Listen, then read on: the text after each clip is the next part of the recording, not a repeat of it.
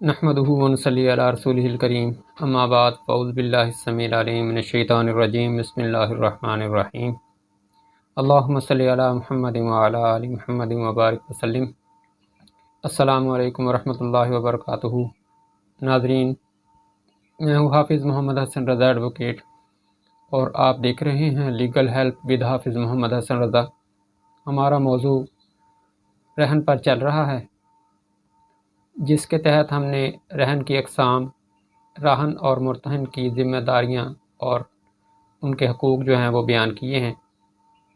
آج ہمارا موضوع ہے حق انفقاق، حق واگزاری، رائٹ آف ریڈیمپشن، جس کے تحت ہم جو راہن ہے اس کا حق فک الرہن جو ہے وہ بیان کریں گے، جس کے لیے ہمیں 60 دفعہ قانون انتقال جائیداد جو ہے اسے زیر غور لانا ہوگا، کیونکہ یہی دفعہ ہے جو راہن کو حق انفقاق جو ہے وہ فراہم کرتی ہے۔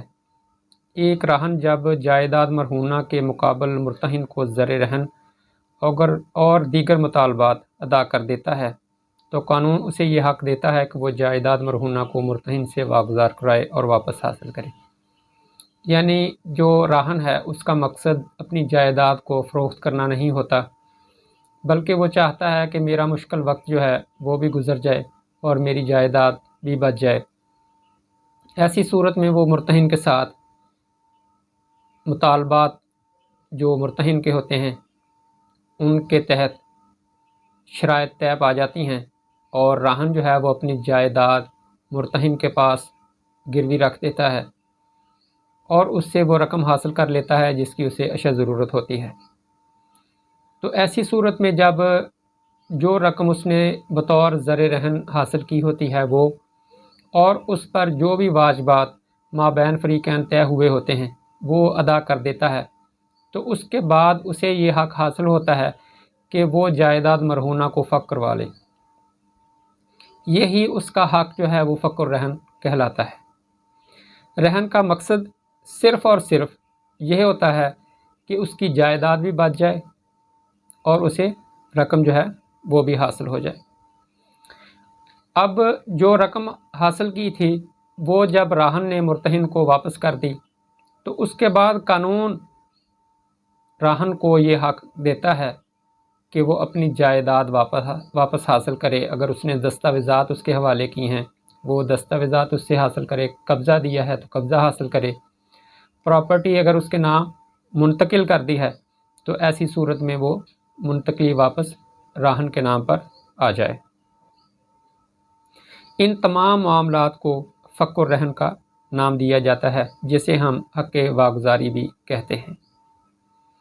دفعہ 60 قانون انتقال جائیداد کے تحت جب زر رہن ادا ہو جاتا ہے تو جو حق انفقاق ہے وہ ان صورتوں میں حاصل ہوتا ہے کہ تمام دستاویزات متعلقہ جائیداد مرہونہ مرتہن سے واپس حاصل کی جائیں۔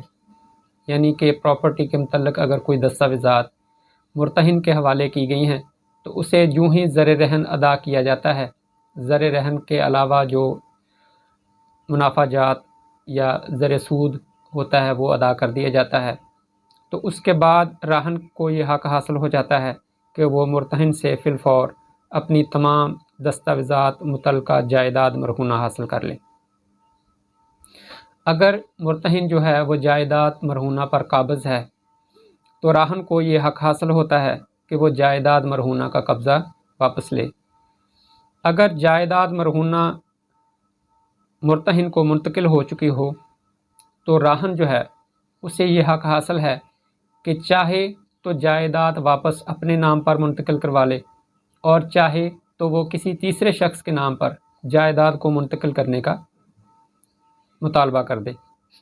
راہن کا حق انفقاق ایک تسلیم شدہ حق ہے اور ایسے حق کی تکمیل راہن کرا سکتا ہے۔ زر رہن کی ادائیگی کے بعد راہن مرتہن کو مجبور کر سکتا ہے کہ وہ دستاویزات متعلقہ جائیداد مرہونہ کا قبضہ یا حق ملکیت واپس راہن کو منتقل کرے۔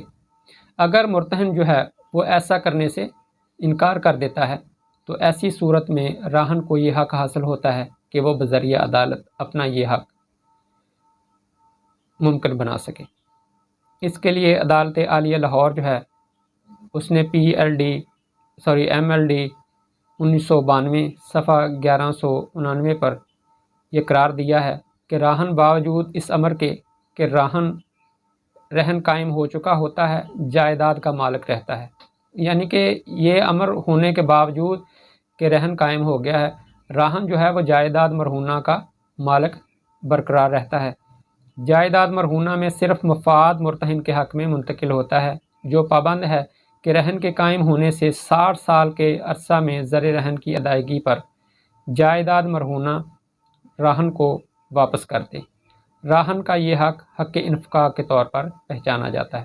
اس میں جو لمیٹیشن ہے وہ بھی سامنے آ گئی ہے کہ لمیٹیشن جو ہے وہ 60 سال تک ہے۔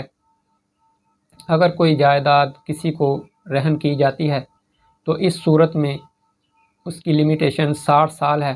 60 سال کے اندر وہ زر رہن جو ہے ادا کر کے حق انفقاق کا استعمال کیا جا سکتا ہے۔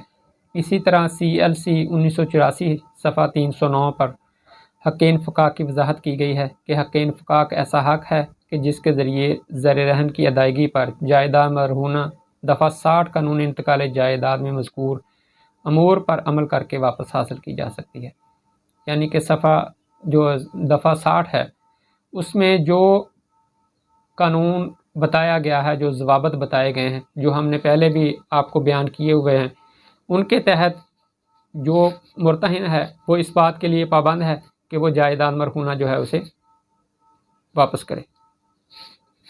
اگر اس کے پاس قبضہ ہے تو قبضہ واپس کرے، اور اگر اس کے پاس جائیداد مرہونہ کے متعلقہ کوئی دستاویزات وغیرہ ہیں تو وہ واپس کرے۔ اس کے علاوہ جائیداد مرہونہ اگر اس کے نام پر منتقل ہو گئی ہے تو ایسی صورت میں بھی وہ جائیداد مرہونہ جو ہے وہ اس راہن کے نام منتقل کروانے کا پابند اور ذمہ دار ہے۔ راہن کسی بھی وقت جب اصل رقم واجب الادا ہو جائے ایسی رقم ادا کرنے پر یا پیش کرنے پر مرتہن سے مطالبہ کر سکتا ہے کہ جائیداد مرہونہ اسے واپس لوٹا دی جائے۔ گویا حق انفقاق اس وقت پیدا ہوتا ہے جب زر رہن واجب الادا ہو جاتا ہے اور راہن ایسا زر رہن ادا کر دے یا مرتہن کو پیش کر دے، ایسی صورت میں وہ جائیداد کو واپس حاصل کر کے زر رہن ادا کر سکتا ہے اور رہن کو ختم کر سکتا ہے۔ 60 سال کے عرصہ میں رہن کا یہ حق قائم رہتا ہے۔ اگر دستاویزات رہن میں مدت کا تعین کر دیا گیا ہو تو ایسی مدت کے اختتام پر راہن کو ایسا حق حاصل ہو جاتا ہے۔ یعنی کہ جو دستاویزات رہن تیار کی جاتی ہیں، مارگیج ڈیڈ تیار کی جاتی ہے، اس میں اگر کوئی پہلے کا وقت مقرر کیا گیا ہو یا بعد کا وقت مقرر کیا گیا ہو تو جب وہ وقت مقررہ ختم ہو جائے گا تو اس وقت راہن کا حق جو ہے وہ عود کا رہے گا۔ لیکن اگر اس میں کوئی ٹائم مقرر نہیں کیا گیا تو 60 سال کا عرصہ جو ہے راہن کے پاس ہوتا ہے کہ 60 سال کے عرصہ کے اندر وہ اپنی جائیداد مرہونہ جو ہے وہ واپس اپنے نام منتقل کروا سکتا ہے۔ آئندہ انشاءاللہ العزیز جو ویڈیو ہوگی اس میں ہم حق انفقاق کب اور کیسے پیدا ہوتا ہے اس پر انشاءاللہ العزیز بات کریں گے۔ تب تک کے لیے اجازت دیجیے، اپنا بہت سارا خیال رکھیے گا، ہماری ویڈیو کو لائک کیا کریں اور دوستوں کے ساتھ شیئر بھی کیا کریں تاکہ علم میں اضافہ ہو۔ تب تک کے لیے اجازت دیجیے، جزاکم اللہ احسن الجزاء، السلام علیکم۔